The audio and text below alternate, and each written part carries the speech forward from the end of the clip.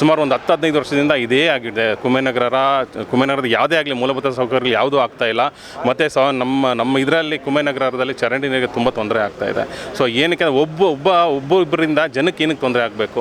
ದಯವಿಟ್ಟು ಅದೊಂದು ಚರಂಡಿ ಆಗಿರ್ಬೋದು, ರೋಡಿನ ವ್ಯವಸ್ಥೆ ಆಗಿರ್ಬೋದು, ಜನಕ್ಕೆ ಅನುಕೂಲ ಆಗಲಿ, 4 ಜನಕ್ಕೆ ಸಹಾಯ ಆಗಲಿ.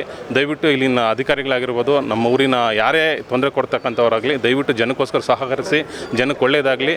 ದಯವಿಟ್ಟು ಜನಕ್ಕೆ ಯಾವುದೇ ರೀತಿಯಾಗಿ ತೊಂದರೆ ಕೊಡೋಕೆ ಹೋಗ್ಬಿಡಿ. ದಯವಿಟ್ಟು ನಮಗೆ ಅದೊಂದು ಚರಂಡಿ ವ್ಯವಸ್ಥೆ ಒಂದು ಮಾಡಿಕೊಡಿ, ರೋಡಿನ ವ್ಯವಸ್ಥೆ ಮಾಡಿಕೊಡಿ ಸರ್. ಇವತ್ತು ಕರುನಾಡ ಹಿತರಕ್ಷಣಾ ವೇದಿಕೆ ಎಲ್ಲ ಸಂಘಟನೆಯವರು, ಕುಂಭನಗರ ಗ್ರಾಮಸ್ಥರು BBMP ಹತ್ರ ಬಂದಿರೋ ವಿಚಾರ ಏನು ಅಂತ ಹೇಳಿದ್ರೆ, ಕಳೆದ 10 ತಿಂಗಳಿಂದ ನಾವೊಂದು ಅರ್ಜಿ ಕೊಡ್ತಾ ಇದ್ದೀವಿ. ಕುಂಭನಗರ 2ನೇ ಅಡ್ಡ ರಸ್ತೆಯಲ್ಲಿ ಚರಂಡಿ ವ್ಯವಸ್ಥೆ ಇಲ್ಲ ಹಾಗೂ ರಸ್ತೆ ವ್ಯವಸ್ಥೆ ಇಲ್ಲ ಅಂತೇಳಿ ಈ ಒಂದು ನಿರ್ಲಕ್ಷ್ಯ ತೋರ್ತಾ ಅಧಿಕಾರಿಗಳಿರೋದ್ರಿಂದ ಇವತ್ತು ನಾವು ಒಂದು ಹೋರಾಟವನ್ನು ಹಮ್ಮಿಕೊಂಡಿದ್ದೀವಿ.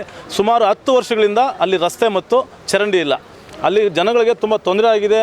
ಅವ್ರಿಗೆ ಏನಾದರೂ ತೊಂದರೆ ಆದರೆ ಇದಕ್ಕೆ ಯಾರು ಹೊಣೆ ಅಂತೇಳಿ ಇವತ್ತು ನಾವು ನೇರವಾಗಿ ಪ್ರಶ್ನೆ ಮಾಡಿದ್ದೀವಿ.